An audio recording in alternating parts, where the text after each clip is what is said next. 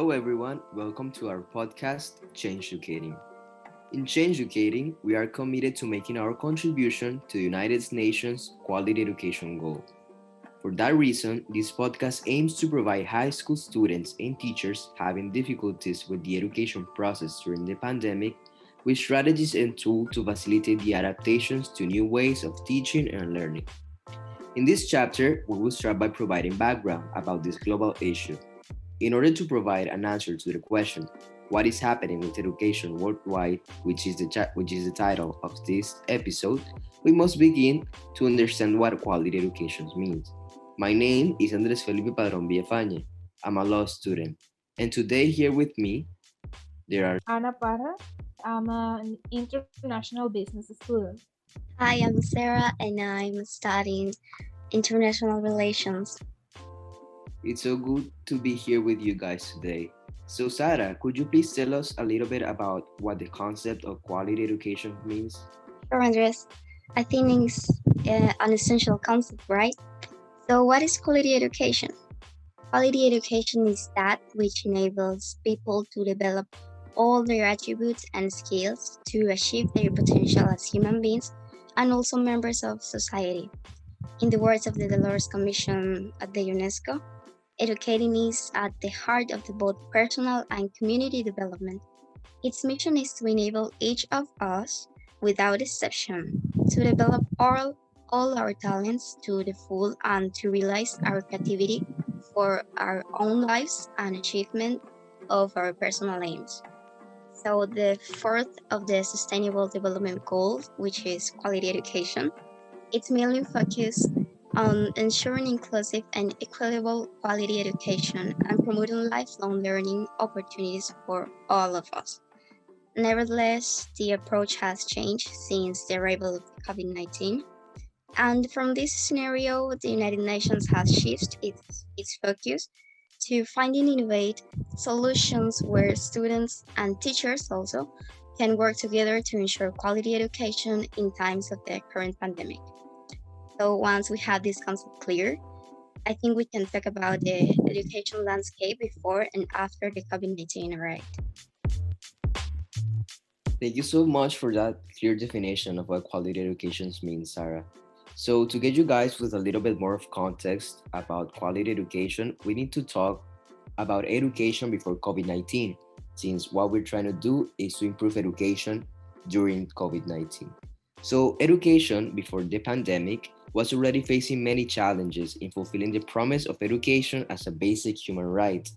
Despite the near universal enrollment at early grades in most countries, an extraordinary number of children were out of school, and nearly 800 million adults didn't know how to read nor write.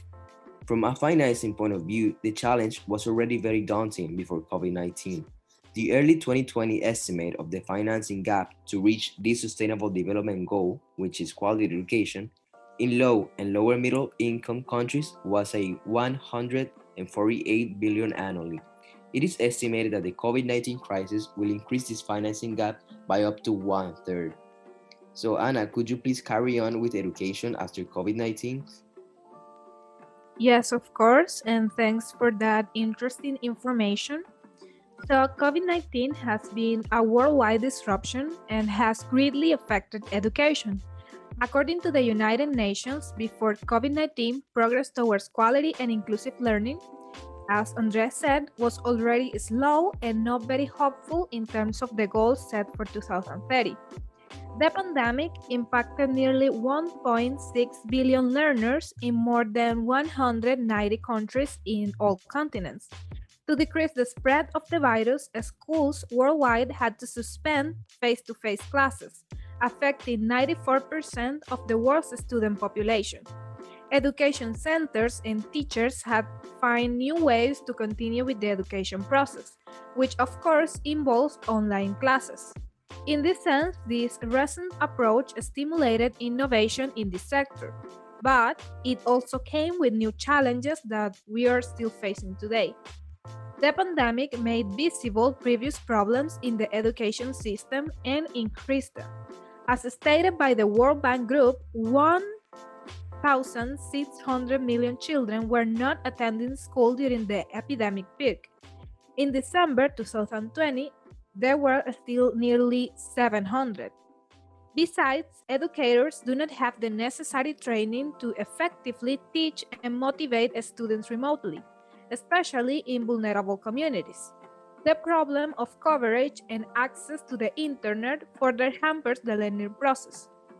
Another interesting and important question that must be answered in order to understand the current situation of the education worldwide is what are the most affected countries? So, now that we know that the COVID 19 pandemic has created the largest disruption of the education systems in history, and that closures of schools and other learning spaces have impacted many students, it is necessary to mention that up to 99% of these students are in low and lower middle income countries.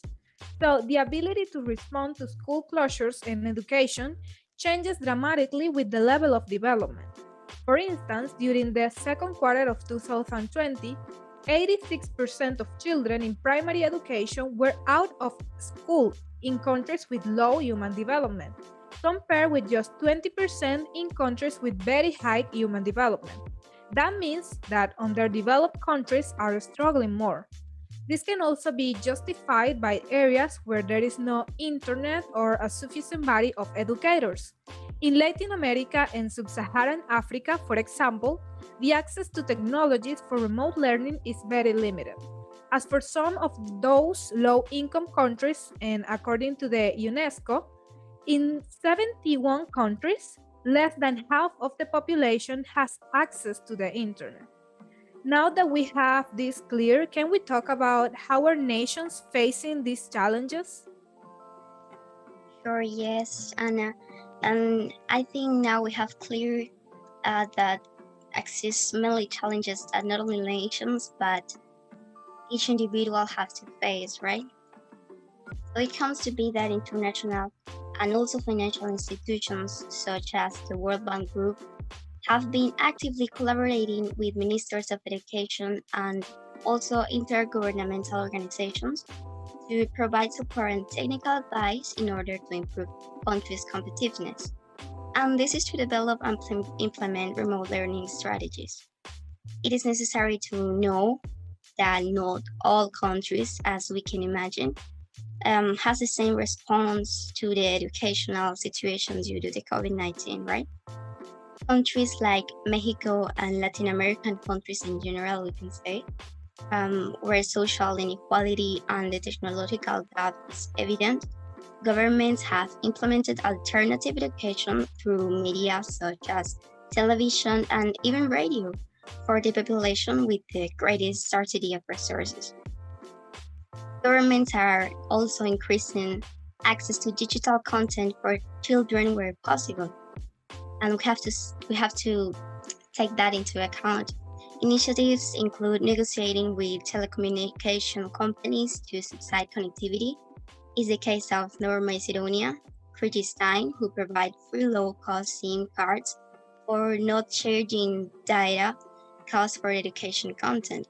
In some countries, governments and other education actors are delivering services such as radios, as we said before, and secure digital SD cards for mobile phones that are preloaded with audio content to families in those hard to reach areas.